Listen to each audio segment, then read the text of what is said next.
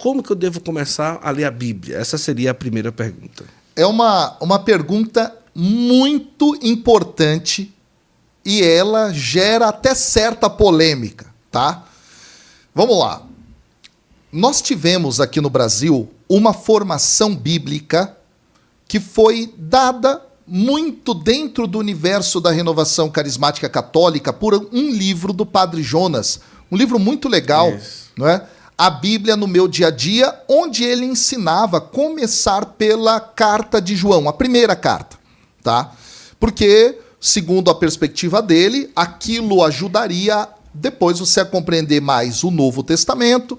Do Novo Testamento você vai para o Antigo Testamento e assim sucessivamente. Sim. Ponto. Não há dado pela igreja oficialmente nenhum tipo de caminho, Guto. Tá? Nenhum tipo de caminho. O que a igreja diz é que a igreja deve se esmerar em ensinar as Sagradas Escrituras e, por razões óbvias, isso está no documento Dei Verbum.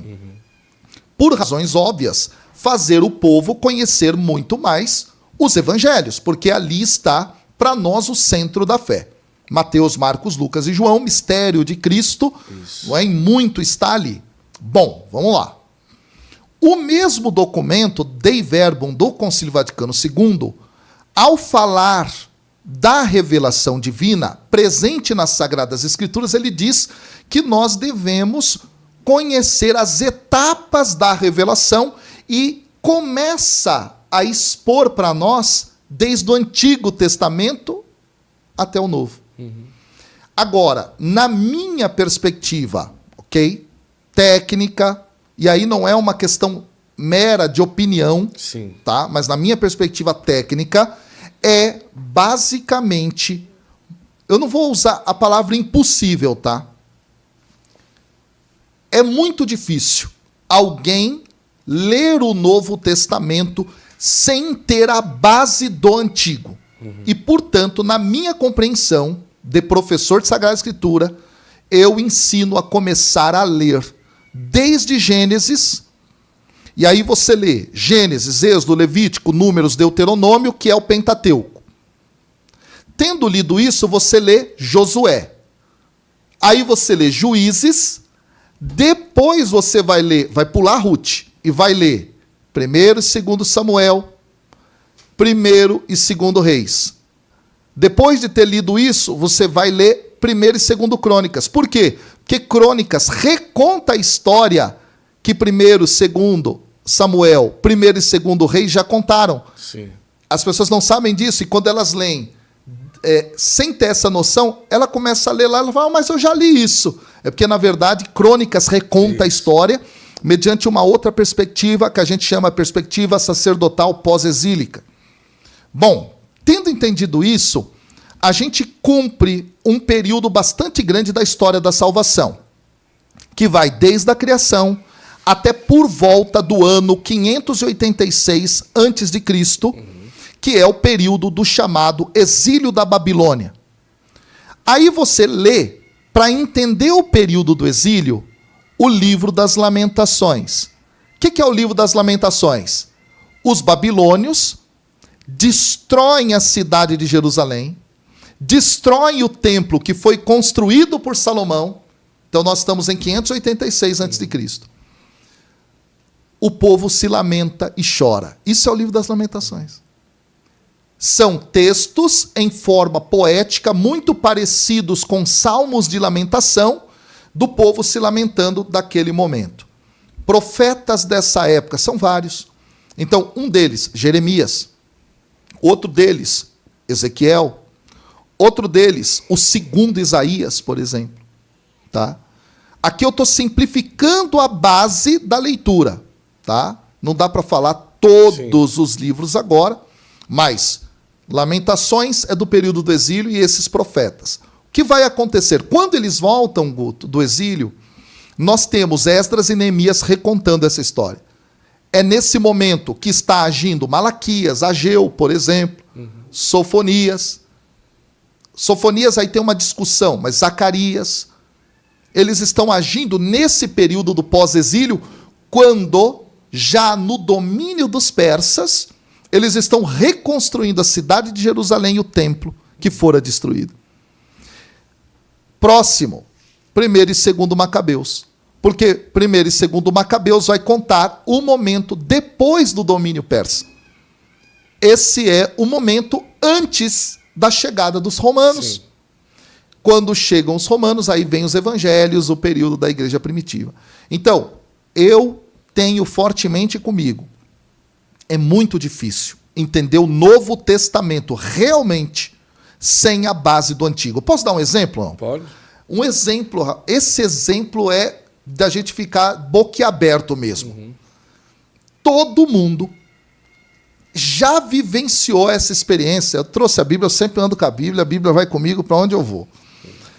Todo mundo já viu o teatro da paróquia na Semana Santa. Sim. Certo? E o momento... Olha agora. Já vi vários. Rapaz... Eu já vi um até que mudou a Bíblia. É mesmo. Foi que na hora que... Você vai ver que... agora é polêmico isso da corte, deixa eu dizer.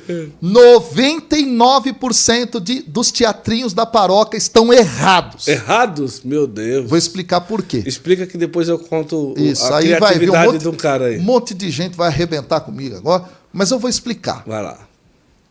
Quando a gente lê João, capítulo 18, certo? Jesus estava com os seus discípulos lá no local da sua agonia, ele vai ser preso.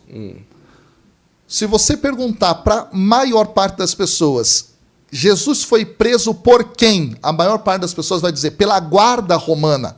E como é que é o teatrinho aí na sua paróquia? Vão pessoas vestidas, aliás, de soldados romanos. Mas não é o que o texto fala. O texto fala, tá, que quem vai atrás de Jesus são servos do sumo sacerdote, são sacerdotes que trabalhavam de guarda. Inclusive, há um detalhe maravilhoso aqui, que parece corriqueiro, mas eu estou dando um dos milhares e milhares de exemplos de que ler o Novo sem entender o Antigo, você vai cair do cavalo. Olha só, o texto diz assim, olha que isso é muito interessante, olha só que dado fantástico. Versículo 3 do capítulo 18. Judas, então, levando a coorte e guardas destacados pelos chefes dos sacerdotes e pelos fariseus, ou seja, são sacerdotes que trabalham de guarda. Pula, vai para o versículo 10. Olha só que interessante. Então Simão Pedro, que trazia uma espada, tirou-a e feriu o servo do sumo sacerdote. Quem é o servo do sumo sacerdote? O nome dele é Malco. Malco é um nome hebraico. Então não é soldado romano. E o que foi que Pedro tirou dele?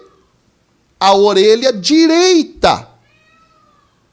Aí o texto faz com que Jesus reclame com Pedro. Pedro, não tem nada a ver com o que você está fazendo. E Jesus então restitui a orelha do homem. Tudo bem, todo mundo diz, nossa, interessante. Primeiro que o teatrinho mostra um soldado romano perdendo a orelha. Quando você volta ao Antigo Testamento, no livro do Levítico, dá uma olhada. O texto do Levítico trabalha, tá? Ele trabalha o momento da investidura dos sacerdotes. A ordenação dos sacerdotes no Antigo Testamento. Capítulo 8. E aí continua falando tudo aquilo que deve ser feito. Entre o que deve ser feito, o texto diz que o sacerdote deve ser ungido na orelha direita. Olha. Com o quê? Com o sangue do cordeiro. Você que está aí na sua casa, leia capítulo 8, capítulo 9, tá? E capítulo 10, você vai ver isso lá no capítulo 8. Se matava o cordeiro, aí Moisés pega o dedo do polegar direito, molha no sangue, passa no lóbulo da orelha direita, esse homem vira sacerdote aí. Quando Pedro corta a orelha de Malco, que era sacerdote, é como se ele estivesse dizendo: você, sacerdote, que oferece o sacrifício, não tem autoridade para matar o cordeiro. Jesus, ao restituir a orelha do homem, diz: não, Pedro, você não está entendendo. Eu sou o Cordeiro de Deus e ele é sacerdote, então pode me levar. E isso colabora com a visão que está presente no primeiro capítulo do Evangelho de João, em que João Batista declara: eis o Cordeiro de Deus que tira o pecado do mundo. Então a orelha direita tem a ver com algo que está no Antigo Testamento, no livro do Levítico. E aí, quer dizer, a gente lê aquilo, teatraliza aquilo, mas não entende aquilo. A profundidade é maior. Então, mudar agora, né? Como que seria as roupas agora? Para o pessoal começar a fazer o figurino para a Semana Santa do próximo ano. Então, né? Nesse caso, tinha que usar uma túnica. Uma túnica. Uma túnica. Olha, já vai economizar então, no vermelho, pronto, aí pessoal. fica melhor. Não vai precisar comprar o capacete. O capacete que é caro, a espada, né? aquelas mais elaboradas. Né? Mas é isso. Então, é esse o sentido. Então, esse é um exemplo, Gu, de tantos, né? de tantos e tantos e tantos.